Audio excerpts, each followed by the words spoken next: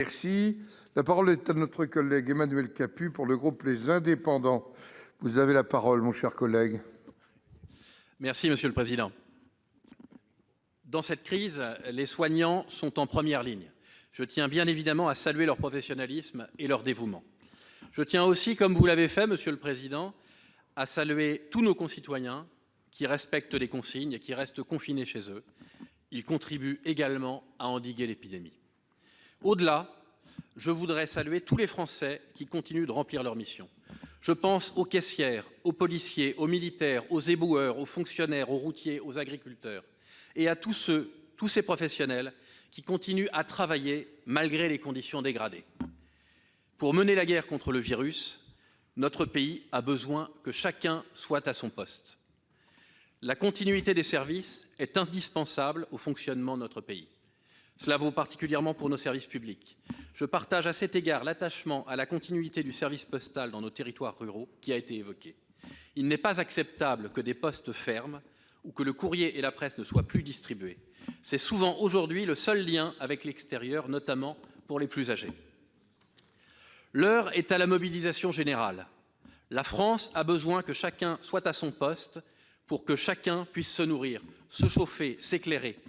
L'unité nationale, c'est le geste barrière de nos institutions. Alors, Madame la Ministre, pouvez-vous nous assurer que dans les semaines qui viennent, la continuité des services indispensables à la population sera assurée? Et de façon plus précise, sur un sujet qui tient au cœur de l'Angevin que je suis, pour assurer la continuité alimentaire, encore faut-il qu'il y ait des producteurs. À cet égard, les horticulteurs, aujourd'hui, vont devoir jeter leur production.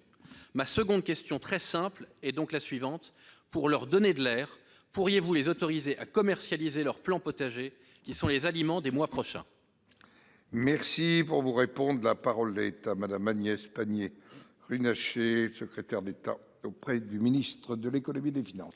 Merci, Monsieur le Président, Mesdames et Messieurs les sénateurs, Monsieur le sénateur Capus. D'abord, je veux répondre à votre deuxième question, puisque dans le cadre des arbitrages que nous venons de récemment rendre, la vente de plants potagers est considérée comme un achat de première nécessité, et donc je veux vous le dire ici.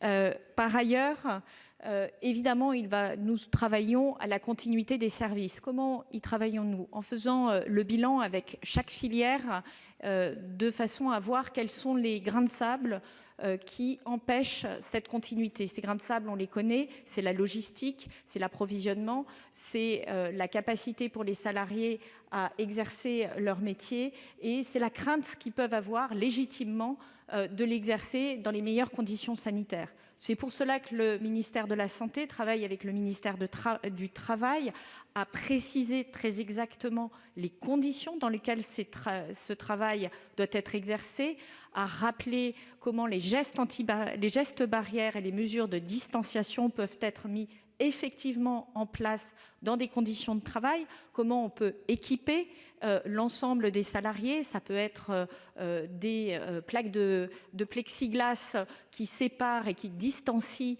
les personnes dans un commerce, le client du caissier, par exemple. Ça peut être d'autres mesures et nous travaillons filière par filière à accompagner ces mesures. Nous y travaillons aussi en mettant à disposition sur une plateforme gérée par la Direction générale des entreprises un certain nombre de matériaux de protection. Je pense au gel hydroalcoolique qu'ils peuvent acheter directement. Je pense à des masques. Je pense aux masques textiles que nous sommes en train de produire.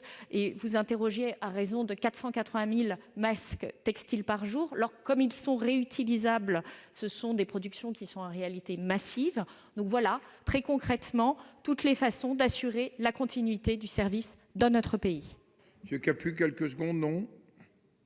5 secondes. Merci pour les horticulteurs. Et puis pour les postes, c'est vrai que ça touche malheureusement les territoires ruraux les plus isolés. Merci.